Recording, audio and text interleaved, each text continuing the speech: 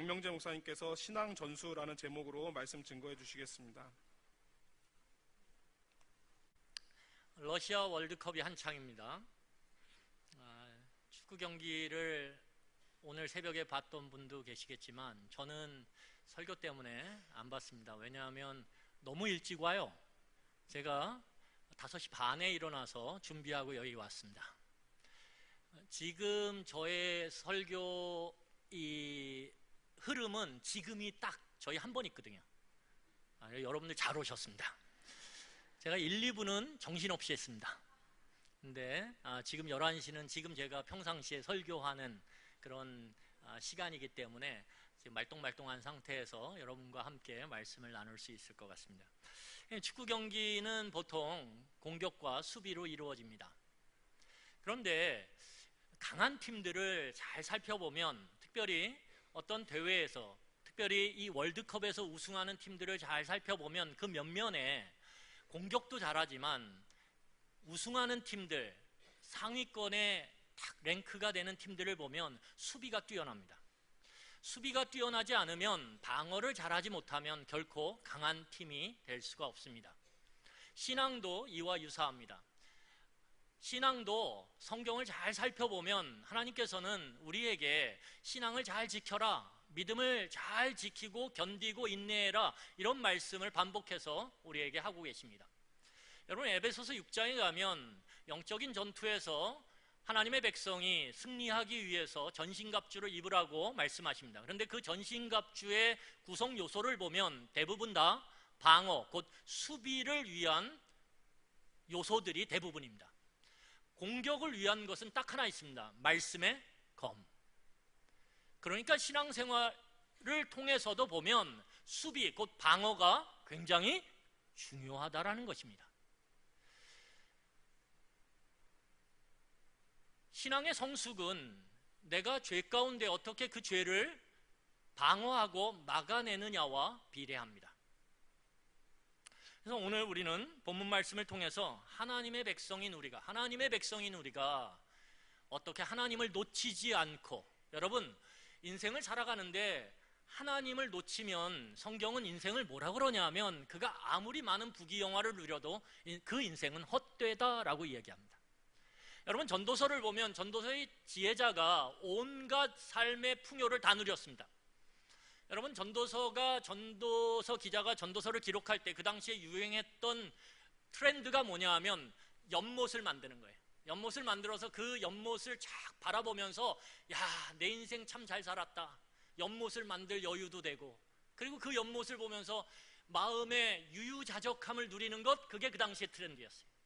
그런데 이 지혜자가 연못까지 만들고 그 연못의 그 유유자적함을 누리는데 그게 영원히 갔을까요? 못 갔을까요? 며칠 안 갔다라는 거예요. 여러분, 텔레비전을 큰 막 60인치 이런 거 딱 사놓고 가슴 떨리죠? 이걸로 월드컵을 봐야지. 그런데 한 달 갔는데도 가슴 떨리면 이상한 사람입니다. 한 일주일 보면 그게 그거예요. 다 익숙해지면 그게 그겁니다. 여러분, 하나님을 놓치는 삶, 그 삶을 지혜자는 뭐라 그러냐면 헛되다라고 얘기해요. 헛되다. 아무리 잘 먹고 잘 살아도, 아무리 많은 걸 두 손에 움켜쥐고 있어도 그 인생의 마지막에 하나님을 놓쳤다라면 다 놓친 거라라고 지혜자는 자신의 삶의 고백을 통해서 우리에게 이야기하고 있습니다. 여러분, 우리가 이 세상을 살면서 하나님을 놓치지 않고 어떻게 죄를 이겨내며 살 수 있을까요? 여러분, 이 땅에서 하나님을 놓치지 않으려면 죄를 잘 막아내야 돼요. 죄를 잘 방어해내야 돼요. 오늘 그 비결을 우리에게 지혜로서 이 본문이 주고 있습니다. 우리 그 내용을 같이 살펴보기를 원합니다. 여러분, 6월절의 밤은 생명과 죽음의 밤입니다. 이스라엘 백성은 애굽에서 400년 이상 종살이로 고생을 했던 민족입니다. 그런데 이 이스라엘 백성이 하나님의 명령에 따라서 문설주와 임방의 어린 양의 피를 발랐습니다. 그런데 놀랍게도 그 6월절의 밤에 문설주의 어린 양의 피를 바른 그 집, 임방의 어린 양의 피를 바른 그 집은 죽음의 영이 넘어갔다라는 것입니다. 그래서 그걸 유월, 패스오버라고 얘기합니다. 넘어갔다. 그런데 이 말씀을 믿지 않고 하찮게 여겨서 그냥 그 밤을 지냈던 집은 장자가 죽어나가는 죽음의 밤이 되었습니다. 여러분, 문설주와 임방의 어린 양을 피를 바르는 것이 도대체 죽음과 생명과 무슨 상관이냐 이것입니다. 하등의 상관이 없을 것 같은 그러한 기준이지만 그 기준을 마음에 품고 그 말씀에 순종했던 집은 살았지만 순종하지 않았던 집은 죽었다라는 것입니다.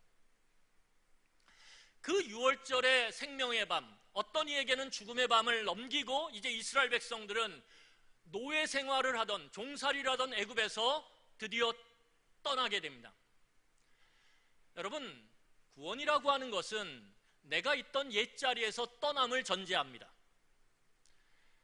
이스라엘 백성 입장에서 보면 그들에게 문제가 되는 건 단 하나였어요. 그 문제가 뭘까요? 애굽은 너무 좋은 땅이에요. 왜요? 강력한 군대가 그들을 보호하고 있거든요.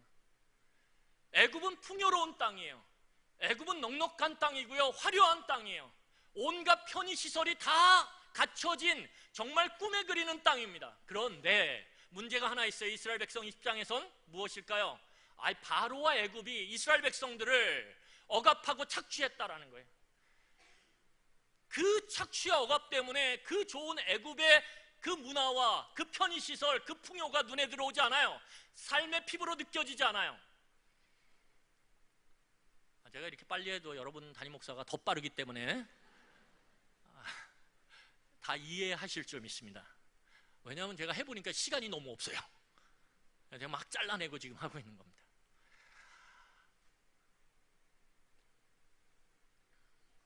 아마 이스라엘 백성이 이렇게 생각했어요. 야, 바로와 애굽이 드디어 하나님의 권능 앞에 고개를 숙였구나. 그러면 여기서 살면 좋겠다.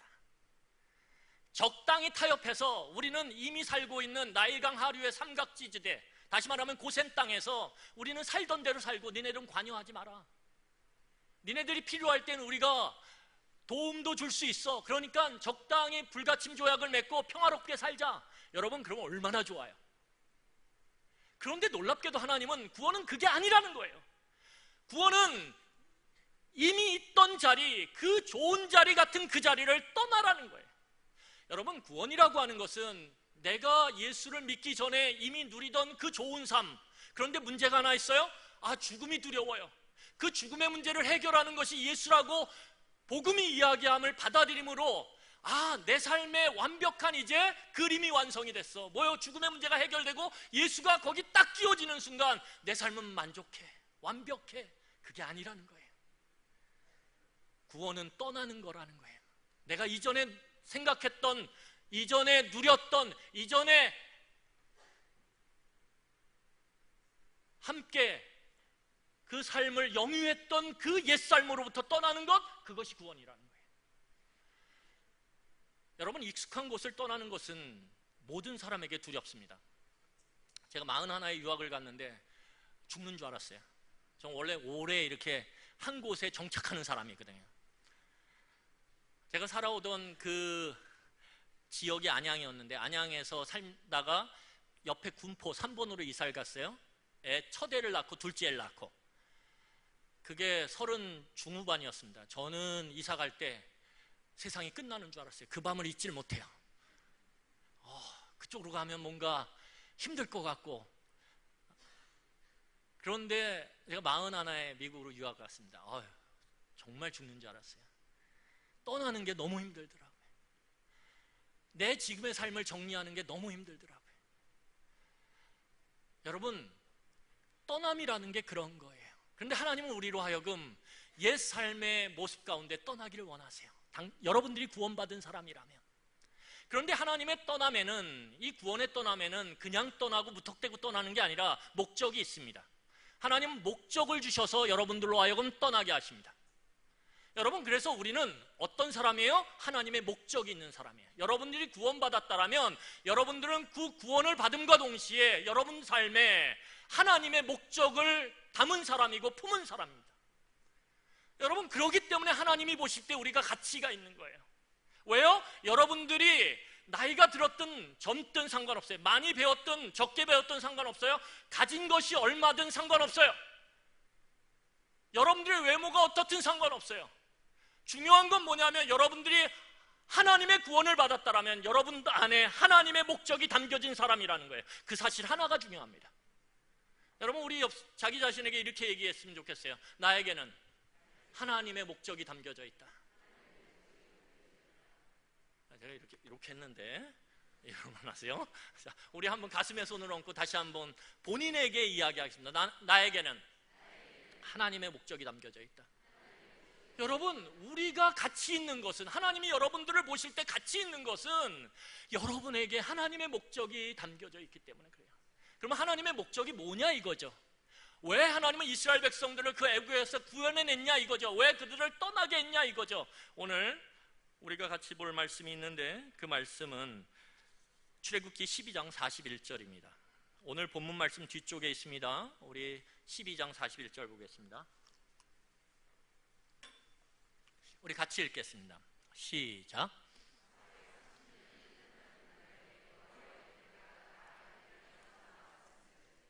여러분, 거기 보면 이스라엘 백성이 나오는데 그 이스라엘 백성을 향해서 하나님이 뭐라고 말씀하시냐면 이스라엘은 여호와의 뭐라고요? 읽었는데 이스라엘이 뭐라고요? 여호와의 군대다. 여러분, 전날 밤까지 이스라엘은 애굽과 바로의 노예였어요. 종이었단 말이에요. 그런데 어떻게 군대가 될 수 있죠? 하나님의 목적이 이스라엘 백성을 군대로 삼는 거예요. 여러분, 군대는 누구를 위해 존재할까요? 예를 들어서 대한민국 군대, 그러면 대한민국 군대는 누구를 위해 존재합니까? 대한민국을 위해서 존재합니다. 대한민국의 주권을 지키기 위해서 대한민국의 군대는 존재합니다. 그러면 모든 주권은 누구로부터 나온다고 얘기합니까? 국민으로부터 나와요. 다시 말해서 대한민국 군대는 모든 국민들을 위해서 존재합니다. 소수의 일부 사람을 위해서 존재하는 게 아니에요. 그것을 우리가 이 이스라엘의 정체성에 대입해 보면 여호와의 군대라고 하는 이스라엘 백성은 누구를 위해 존재하는 군대가 되는 것입니까? 여호와의 주권을 위해, 여호와의 통치와 다스림을 위해 존재하는 군대가 곧 이스라엘입니다. 여러분, 우리는 하나님의 군사예요. 바울이 그렇게 얘기합니다. 그리고 군사로 모인 우리는 교회 공동체지만 또한 군대 공동체입니다.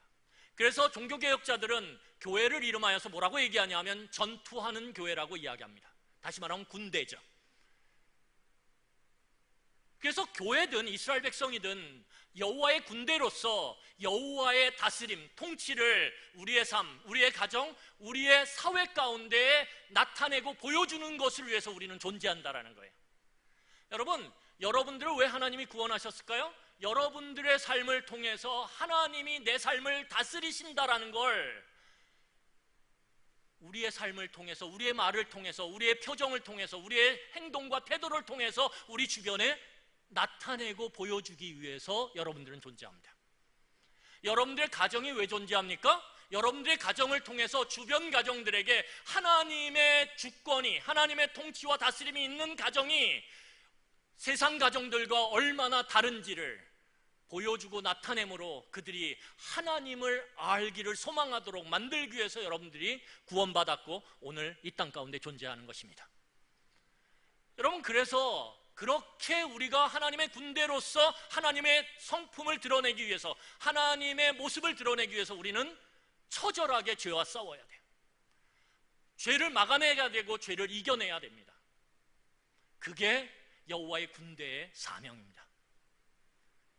여러분, 이 사명이 내 사명이라고 받아들여야만 여러분들이 구원받은 자의 합당한 모습이라고 성경은 이야기합니다.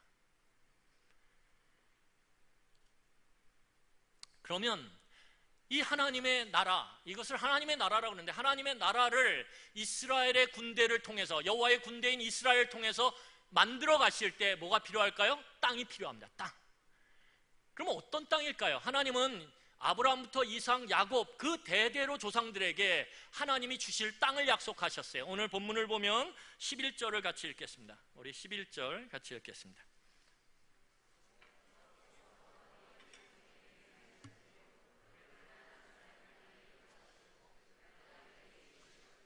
여러분, 이스라엘 백성에게 주겠다라고 약속하신 땅이 여기에 나오는데 그 땅이 무엇입니까? 가나안 땅. 가나안 땅이죠. 하나님은 가나안 땅을 주셔서 그 가나안 땅에서 하나님을 믿는 백성들을 통해 죄를 이겨내고 하나님의 통치, 곧 하나님의 통치의 성격인 자유, 평화, 그리고 화평함들을 드러내며 그것이 얼마나 세상 나라와 다른지를 통해서 하나님을 증거하고 하나님의 영광을 드러낼 목적으로 이스라엘 백성들을 구원하셨고 그들을 군대로 삼으셔서 지금 행진을 시작하신 것입니다. 여러분, 그런데 이 가나안 땅은 놀라운 특징을 두 가지 갖고 있습니다. 우리 본문 5절을 같이 읽도록 하겠습니다. 5절을 같이 읽겠습니다. 큰 목소리로 함께 읽도록 하겠습니다. 본문 5절입니다. 시작.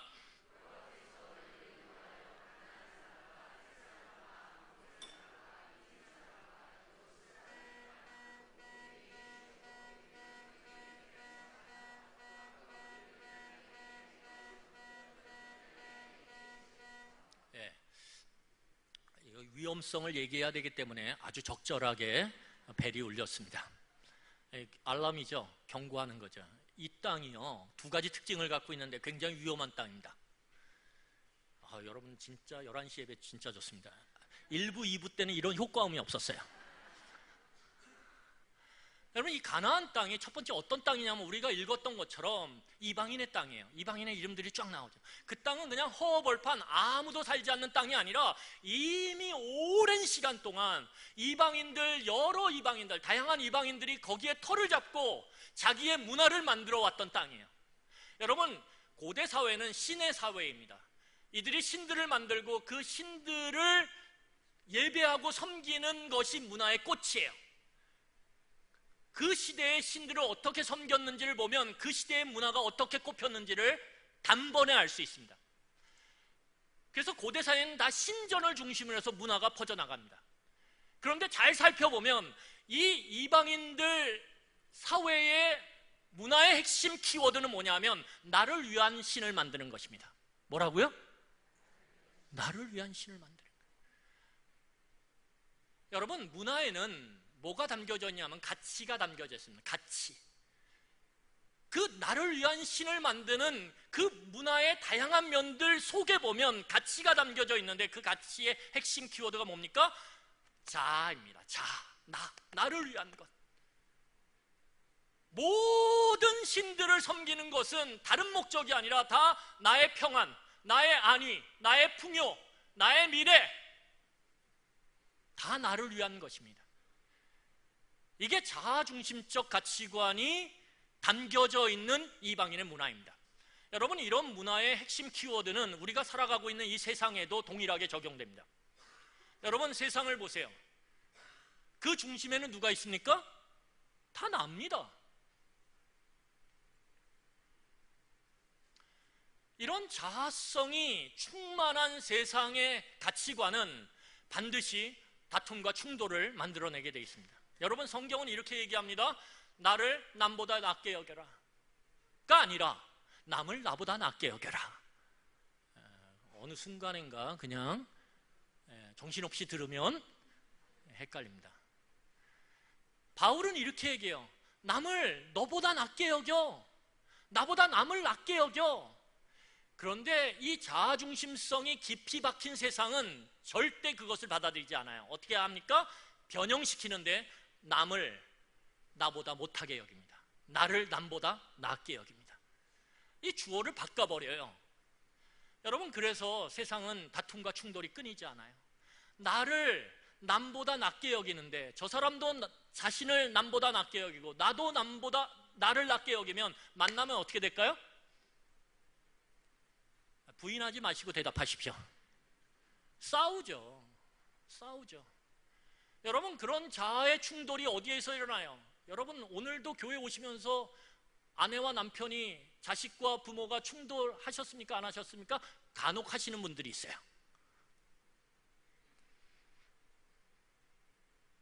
이것이 세상입니다. 이것이 가나안 땅이에요.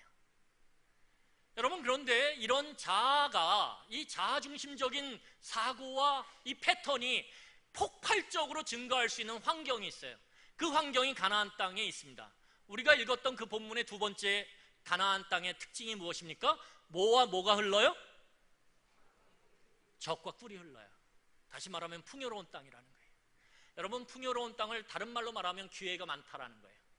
기회가 많다라는 건 내가 내 중심을 딱 잡고 뜻을 세우고 목적을 세우고 의지를 강하게 해서 열심히 애쓰고 노력하면 상상도 못할 성취를, 성공을 움켜쥐을 수 있고 맛볼 수 있다는 것입니다.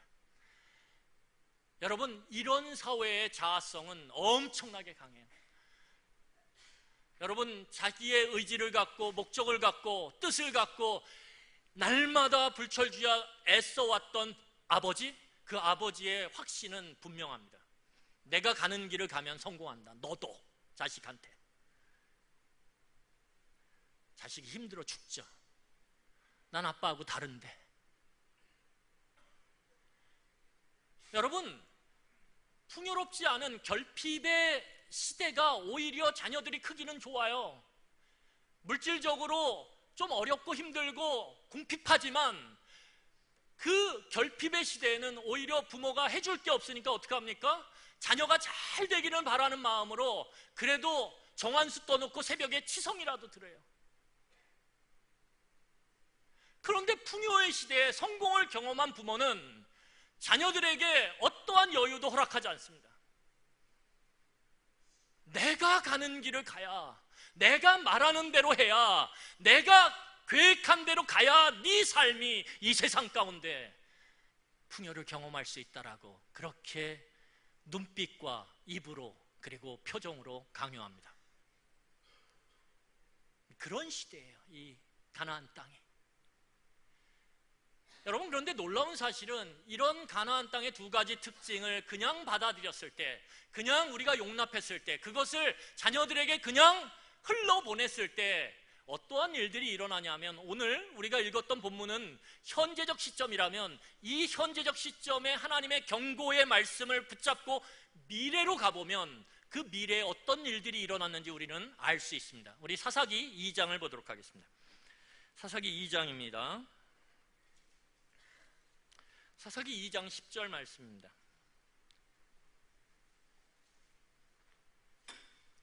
우리 같이 읽겠습니다. 시작.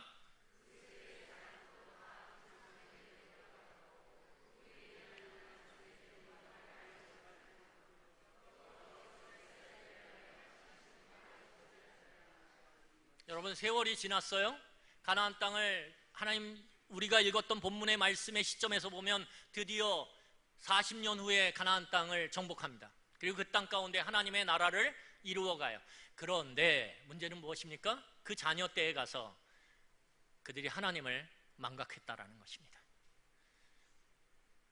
여전히 하나님을 믿는 것 같지만 하나님에 대한 마음 없이 기도하고 하나님에 대한 마음 없이 예배드리고 하나님에 대한 마음 없이 말씀을 듣고 헌금을 하고, 하지만 그런 종교생활은, 마음이 빠진 종교생활은 껍데기죠. 껍데기죠. 말라기에 보면 하나님의 백성들이, 이스라엘 백성들이 제사를 많이 드려요. 하나님이 뭐라 그러냐면, 야, 지겹다. 제사를 좀 안 드리게 성전을 문을 닫았으면 좋겠다. 이렇게 말씀하세요. 왜요? 니들의 제사 드리면은 마음이 빠져 있어. 그리고 그 하나님에 대한 마음이 빠져 있는 곳에 뭐가 들어있어요? 내 삶에 대한 안정, 내 삶에 대한 풍요, 내 삶에 대한 성공이 가득 들어있어서 마치 보험을 들듯이 내게 제사한다라는 거예요. 더 이상 하나님은 그들의 왕이 아닙니다. 왜요? 그들의 왕이 바뀌었어요. 자기가 왕이에요. 여러분, 우리 사사기 21장 25절입니다. 우리 함께 보도록 하겠습니다. 같이 읽겠습니다. 시작.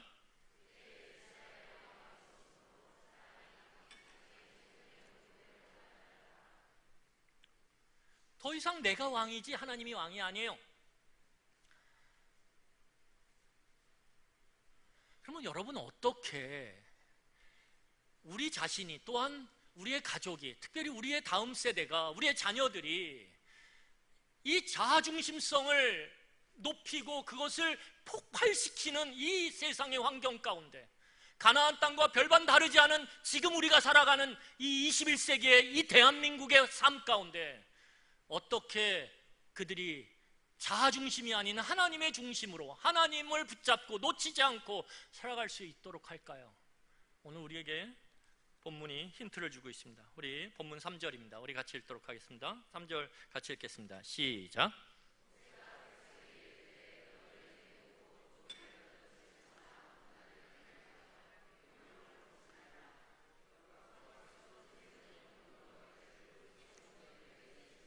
하나님 뭐라고 말씀하시냐면 기념일을 정해라 이것입니다. 여러분, 기념일이나 절기는 어떤 의미가 있습니까? 중요한 사실을 기억하기 위해서 따로 정하는 거예요. 6월이 호국보훈의 달이죠. 그래서 우리는 그 호국보훈의 은혜를 잊지 않기 위해서 6월 6일 현충일을 정해서 기념합니다. 그런데 그 절기의 그 기념일의 의미와 가치를 여러분 여전히 가슴 뛰게 느끼고 있나요? 6월 6일, 현충일, 안 느끼죠? 왜? 늘 반복되니까. 벌써 현충일을 지켜온 지가 70세월이에요. 한 70번 반복했어요. 어떤 분은 더 이상 우리에게 가치와 의미로 다가오지 않아요. 너무 멀어졌기 때문에. 여러분, 하나님은 이스라엘 백성에게 하나님이 구원하신 그 구원의 은혜를 기억하기 위해서 절기를 정하라고 얘기하는데, 그 절기가 바로 무교절입니다. 이 무교절은 두 가지의 특별한 일을 행하게 되는데, 여러분, 절기가 오면 제가 어렸을 때만 해도 특별한 거래요. 설날이나 추석이 되면 저희 부모님은 반드시 옷을 사줬습니다. 데리고 가서 옷을 사줘요. 지금은 옷이야 흔한 거지만 그 당시는 옷을 따로 데리고 와서 막 이 양복 비슷한 거, 애들한테 왜 그런 걸 입혔는지 몰라요. 답답해 죽을 뻔했는데, 구두 꽉 끼는 거 막 이런 거, 발꼬락이 아파가지고. 근데 그렇게 해줬어요.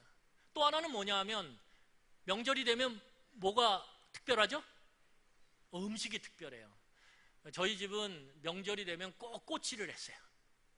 평상시엔 절대 안 해요. 근데 명절이 되면 해요. 달라진 건, 제가 어렸을 때는 해준 걸 먹었지만 지금은 제가 끼워야 된다는 거예요.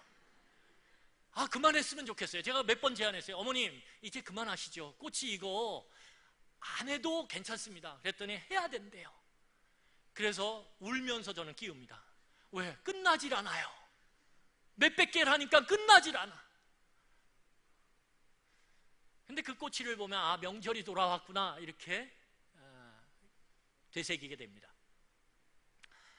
여러분, 이스라엘 백성들이 무교절, 그들이 구원받은 이후에 하나님의 구원하심의 은혜와 능력을 기억하기 위해서 가나안 땅의 삶이 너희들의 능력과 지혜, 너희들의 그 열심이 아니라 하나님의 능력과 지혜, 하나님의 열심으로 이루어진 것임을 잊지 않도록 기억나기 위해서 하나님은 무교절을 반드시 지키라고 얘기해요. 그 무교절을 지키는 것이 오늘 8절과 14절을 보면 대대로 지키라고 얘기해요. 왜요? 이 가나안 땅, 다시 말하면 아까 우리가 살펴봤던 이 세상이 하나님을 빼앗아가고 하나님을 망각시키고 하나님의 은혜와 구원을 휘발시키는 놀라운 능력을 갖고 있거든요. 까딱 잘못하고 그냥 세상에 처박히면 하나님 잊어버리는 거예요? 하나님 망각하는 거예요? 아무것도 아니에요. 금방 사라져버려요.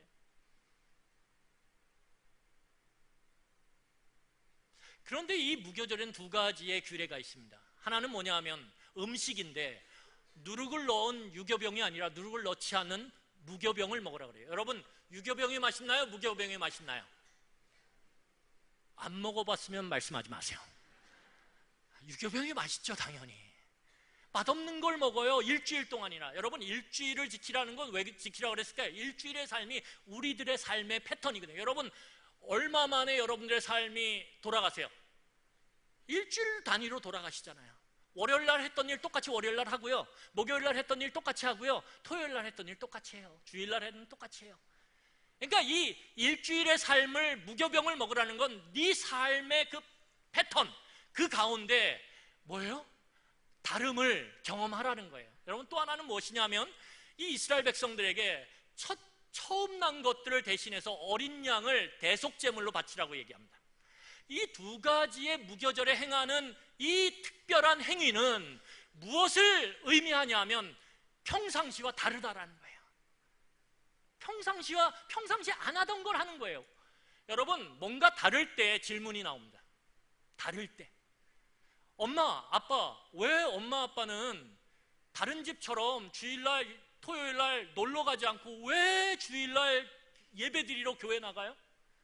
엄마, 아빠, 왜 힘들고 어려울 때 다른 집 엄마, 아빠들은 막 은행에 가보고 사람들 전화 쫙 인맥들 뒤져가지고 전화하느라고 바쁜데 왜 엄마, 아빠는 힘들고 어려운 순간에 왜 새벽에 나가서 눈물을 흘리며 기도해요?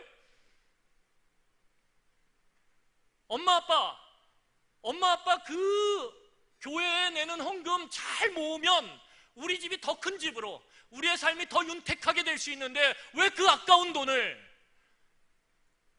아빠가 피땀 흘려 번 돈을, 엄마가 애써서 번 그 돈을 왜 교회에 헌금으로 내요?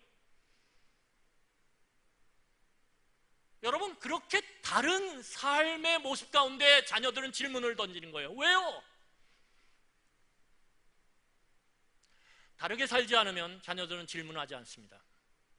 여러분, 여러분들의 삶을 살펴보세요. 여러분들의 삶 가운데 커가는 자녀들을 놓고 그 두 눈을 바라보며 믿음은 이런 것이야, 하나님은 이런 것이야, 너가 믿음을 지켰으면 좋겠어, 하나님 놓치면 인생 끝이야, 헛된 거야 라고 그 두 눈을 바라보며 떨리는 마음으로 권면해 보신 적이 있습니까? 여러분, 쉽게 권면하지 못해요. 목사인 저도 쉽지 않아요. 왜요? 다르게 살아보질 않았기 때문에 그래요. 다르게 살아보지 않았는데 그 다른 삶을 이야기하면 자녀들이 들으면서 뭐라 그럴까요? 두 눈을 빤히 쳐다보면서 속으로 이야기합니다. 아빠, 나 똑바로 살아요.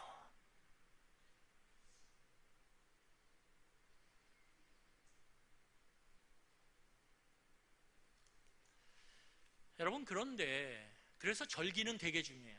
여러분, 성탄절, 부활절 너무 중요합니다. 근데 이게 반복되다 보니까 여러분, 성탄절이 6개월 남았는데 가슴 떨리세요? 딱 6개월, 2부가 6개월 남았습니다.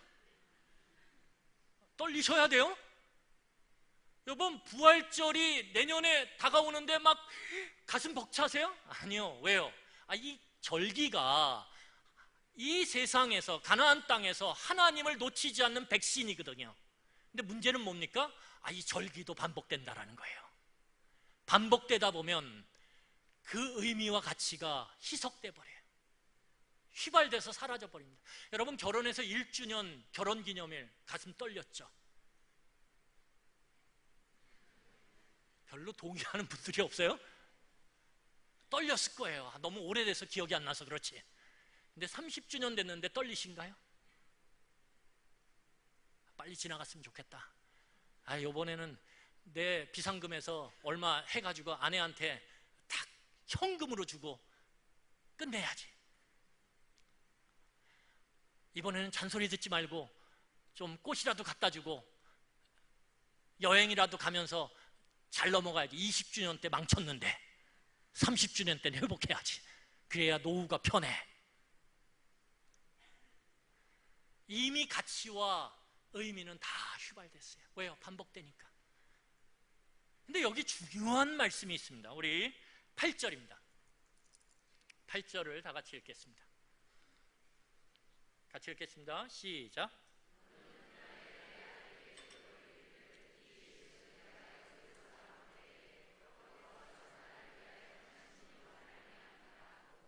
여러분, 여기에 밑줄을 딱 쳐놓으셔야 돼요. 뭐예요?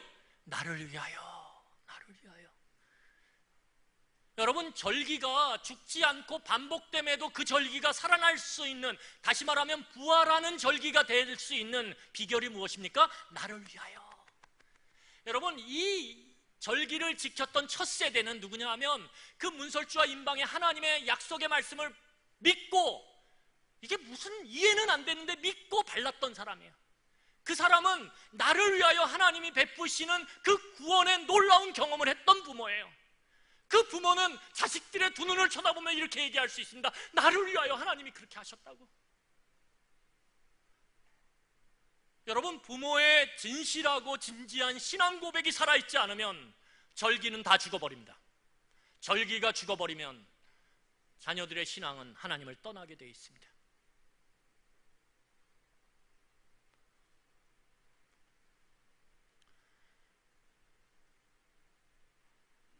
여러분들의 고백 속에 하나님이 나를 구원하시고 하나님이 내 인생을 인도하신다라는 고백이 살아있어야 돼요. 여러분, 그러면 어떻게 우리의 부모의 신앙이 살아있도록, 살아있는 고백이 지속될 수 있도록 할까요? 하나밖에 없어요. 문설주와 임방에 이해는 되지 않지만 그 말씀에 순종하는 그 순종, 말씀에 대한 그 순종, 가보지 않은 길에 대한 두려움이 있지만 하나님이 말씀하셨기에 한 발을 내딛는 그 믿음, 그 믿음의 순종 가운데 우리는 부모로서 신앙을 전수해야 되는 신앙의 전세대로서 다름을 갖게 되는 거예요. 아, 하나님이 나와 함께 계시는구나. 아, 하나님이 나와 함께 역사하시는구나. 여전히 하나님은 살아계시고 나를 붙잡고 계시구나. 여러분, 그 살아있는 고백이 지속되려면 오늘 여러분들이 말씀에 대한 그 순종의 발걸음을 옮기시지 않으면 여러분들의 살아있는 그 이전의 고백들, 내가 처음 구원받았을 때의 그 감격은 다 사라질 것입니다.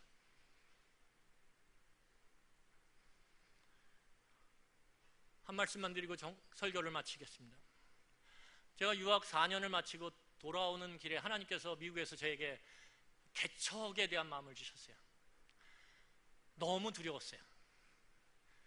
제가 41에 유학 갔거든요. 45에 돌아오는데 여러분, 제 자녀가 둘인데 다 컸어요. 걔네들은 태어나서부터 지금까지 편안한 삶만 살아왔습니다. 그런데 마음에 주시는 게 개척이에요. 여러분, 한국 돌아와가지고 개척하는 거요? 누가 봐도 뻔하게 어려운 거예요. 그런데 그 마음 주셨는데 정말 두렵고, 그래서 어떻게 하냐면 미루고 그래서 그냥 목사로서 편한 길 가고 싶은 마음이 한가득이었어요. 근데 하나님께서 같이 공부하는 사역자 둘을 붙여주셨어요. 목사님이 개척하면 저희가 헌신해서 부교육자로 섬기겠습니다. 바보 같은 인간들이에요. 아, 유학까지 갔는데 뭘 믿고 저하고 같이 하겠다라고 헌신해요. 그 가족들이 있고 부모가 있는데. 그런데 하나님이 그들의 그 고백을 끝까지 유지시켜 주셨어요. 저희가 개척을 했습니다. 너무 두려웠어요. 피하고 싶었어요. 끝까지. 그런데 지금도 그 선택이 제 인생의 가장 옳은 선택이었고 가장 가치 있고 의미 있는 선택이었다고 생각합니다. 왜냐하면 두려웠지만 하나님이 말씀하셨거든요. 힘든 길이지만 그 길을 가라고 말씀하셨거든요. 여러분, 제가 그렇게 괜찮은 목사 아닙니다. 그렇지만 제가 자녀들에게 줬던 하나밖에 없는 가장 중요한 선택을 이야기한다라면 미국에서 돌아오면서 집 안에서 그 거실에서 맨 땅에 시쳇말로 헤딩하면서 교회를 개척한 거예요. 1년 전에. 저는 그 시쳇말로 맨 땅에 헤딩한 그 교회를 하나님께서 1년간 어떻게 돌보시고 인도해 오셨는지 너무 감사해요. 지금은 개척교회 목사인 게 너무 행복합니다. 왜요? 순간순간 순종함 가운데서 하나님이 살아계심을 보여주시고 있거든요. 그런데 놀라운 것은 제 자녀가 그걸 보고 있다는 거예요. 제 아들, 딸이 아빠가 하나님 앞에서 선택하고 가는 그 어려운 길 앞에서 하나님이 살아계심을 제 자녀들이 보고 있다는 거예요. 여러분, 저는 이거면 됐습니다. 제 자녀들이 살아계신 하나님을 믿고 놓치지 않고 그들의 인생을 살아갈 수 있다면 저는 그걸로 됐습니다.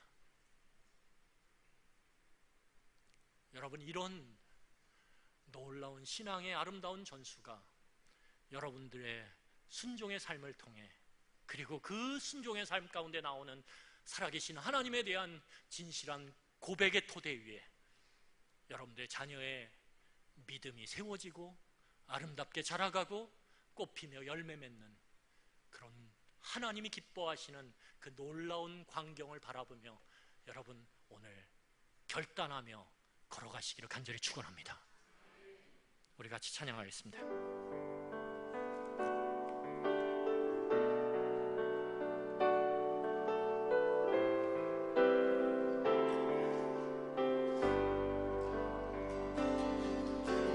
보라, 너희는 지치지 말고 보라, 너희를 인도한 나를 보라, 너희는 지치지 말고 보라, 너희를 구원한 나를, 너희를 치던 적은 어디 있느냐, 너희를 억누르던 원수는 어디 있느냐. 우리 손을 들고 고백할까요?